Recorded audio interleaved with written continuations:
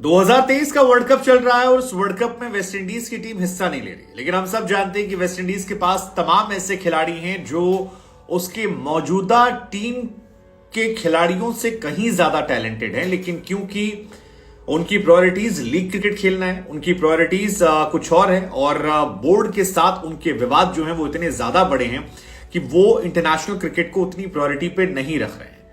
ऐसे ही एक खिलाड़ी सुनील नरेन, वो सुनील जिन्हें एक जमाने में वर्ल्ड क्रिकेट में सबसे टैलेंटेड प्लेयर का खिताब मिलता था कि यार ये बहुत टैलेंटेड स्पिनर है, फिर उनके बॉलिंग एक्शन को लेकर कुछ इश्यूज होते हैं, अंदर बाहर होते हैं।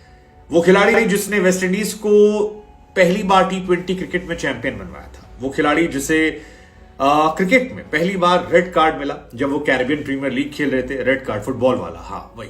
वो खिलाड़ी जो आईपीएल में 2011 से एक ही टीम के लिए खेल रहा, केकेआर में कितने खिलाड़ी आए कितने खिलाड़ी गए, लेकिन सुनील नरेन वहीं रह गए। उस सुनील नरेन ने अब इंटरनेशनल क्रिकेट को अलविदा कहने का मन बना लिया। 4 साल से कोई इंटरनेशनल मैच खेला नहीं था। कहा जाता है कि वो अपनी दुनिया में मस्त थे और उन्हें कोई फर्क नहीं पड़ा था और बोर्ड के साथ उनका विवाद बहुत ज्यादा बड़ा हो गया था, लेकिन आखिरकार उन्होंने फैसला किया कि now it's high time to quit. हालांकि 2024 में वेस्टइंडीज में ही वर्ल्ड कप है, तो उससे पहले इसे एक झटके के तौर पर भी आप वेस्टइंडीज आपको बता दें कि 2024 का T20 वर्ल्ड कप वेस्टइंडीज में है। ऐसे में वेस्टइंडीज क्रिकेट बोर्ड अगर अपने सभी उन खिलाड़ियों को जो लीग क्रिकेट में दुनिया भर में तबाही मचाते हैं या अलग अलग जगहों पर खतरनाक खेल का मुआयना करते हैं, अगर उन्हें शामिल कर लेती तो शायद उसके चांसेस बढ़ सकते थे। सुनील नरेन, आंद्रे रसल और तमाम ऐसे खिलाड़ी हैं जो काफी टैलेंटेड हैं, लेकिन वेस्टइंडीज क्रिकेट के लिए कम खेलते नजर आते हैं।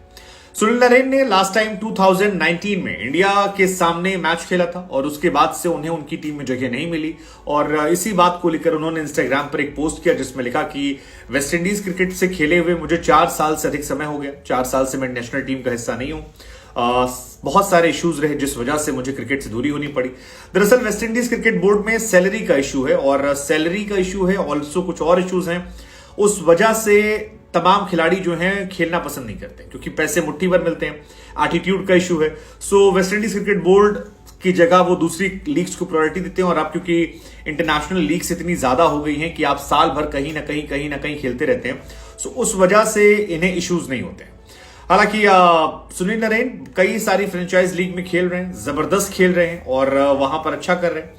केकेआर में 2011 से वो हैं, कितने दिन और रहेंगे मैं इसको नहीं कह सकता क्योंकि केकेआर के पास अब कई सारे स्पिनर्स आ गए हैं। सुयश शर्मा, वरुण चक्रवर्ती, कुलदीप को तो हटा देता उन्होंने। सो ऐसे में क्या वो केकेआर में कंटिन्यू करेंगे, ये भी देखने वाली बात होगी। नरेन फिलहाल 35 साल के हों और स्पिनर्स जो हैं हमने देखा वो 38, 39, 40 तक खेलते हैं अगर उनकी फिटनेस है। हालांकि नरेन के बारे में कहा जाता है कि बहुत लेजी इंसान है, देर तक सोना पसंद करते हैं और काफी लेजी इंसान है, लेकिन टैलेंट उनका जबरदस्त है क्योंकि जब वो आए थे जिस जमाने में 2011 में जब वो आए थे लीग विक खेल के, सो चैंपियंस लीग T20 2011 के दौरान जब वो त्रिनाद के लिए खेल रहे थे, सो वहां पे वो काफी चर्चा में आए थे क्योंकि उनके पास वैरायटी बहुत ज्यादा थी। वो स्किडर फेंकते थे, नकल बॉल फेंकते थे, कैरम बॉल फेंकते थे और तमाम और गेंदबाजी की प्रैक्टिस करते थे और उस जमाने में सुनील नरेन को पिक करना वॉज ऑलमोस्ट इम्पॉसिबल। फिर बाद में उन्होंने अपनी बल्लेबाजी भी डेवलप की थी। हम सब ने देखा है कि केकेआर के लिए 2-3 सीजन में उन्होंने ओपन किया है और ओपन करके जबरदस्त परफॉर्मेंस दी है। हालांकि जितनी छाप उनकी लीग्स में या अलग अलग फ्रेंचाइज के लिए खेलते दिखाई पड़ी, उतनी छाप उन्होंने इंटरनेशनल लेवल पर अपनी नहीं छोड़ी है। मतलब एक तो मैचेस हम खेले, 65 वनडे मैचेस खेले हैं वेस्टइंडीज के लिए जिसमें 92 विकेट निकाले थे, 6 टेस्ट मैच खेले हैं और 51 T20 मैच खेले हैं। 6 टेस्ट में 21 विकेट निकाले हैं और 51 T20 मैचेस में उन्होंने 52 विकेट निकाले हैं खेलते हुए। केकेआर का वो हिस्सा रहे हैं, लेकिन मेन इश्यू उनके साथ वही था जो उनकी बॉलिंग एक्शन में इश्यू आ गया था, जिसके बाद आईसीसी ने उन पर बैन लगा दिया था और उस बैन के बाद तकरीबन 1 साल तक वो निलंबित थे। साल भर बाद जब लौटे, सो खेल तो रहे क्रिकेट, परफॉर्मेंस भी दे रहे, लेकिन वो पहले वाली बात उनमें। अगर आप आईपीएल पे बात करोगे सुनील नरेन की, तो सुनील नरेन विराट कोहली की तरह, रोहित शर्मा की तरह, धोनी की तरह उन लिमिटेड खिलाड़ियों में से हैं जिन्होंने एक ही फ्रेंचाइज के लिए अपना ऑलमोस्ट पूरा करियर खपा दिया। 2011-12 में उन्होंने ज्वाइन किया था और तब से लगातार वो वहीं पर जुड़े हुए हैं। उन्होंने केकेआर को छोड़ा नहीं, अलग अलग उनके रेट्स गए। केकेआर कई बार उन्हें रिटेन करती थी, कई बार उन्हें खरीद लेती थी, लेकिन केकेआर ने उन्हें छोड़ा नहीं और वो भी केकेआर से दूर नहीं गए। लास्ट टाइम 2022 में जब बोली लगी थी तब केकेआर ने उन्हें 6 करोड़ रुपए में रिटेन किया था और तब से वो लगातार बने हुए। हालांकि मुझे पर्सनली लगता है कि अब उनके केकेआर के दिन जो है वो भी खत्म होने वाले हैं, क्योंकि धीरे धीरे और प्लेयर जो हैं वो केकेआर में ऐड हुए। 26 में 1988 में उनका बर्थ हुआ था। केकेआर के लिए 162 मैच खेले हैं, जिसमें अगर विकेट्स की बात करोगे तो 163 विकेट लिए। रन बनाने की बात करेंगे तो 1000 से अधिक रन बनाए हैं, जिसमें 75 उनका बेस्ट है। हालांकि उनका स्ट्राइक रेट बड़ा जबरदस्त है, 159.7 ये उनका स्ट्राइक रेट है। इसी तरीके से हाल फिलहाल में एक चर्चा में आए थे, जो आपने आपको बताया रेड कार्ड उन्हें मिला था।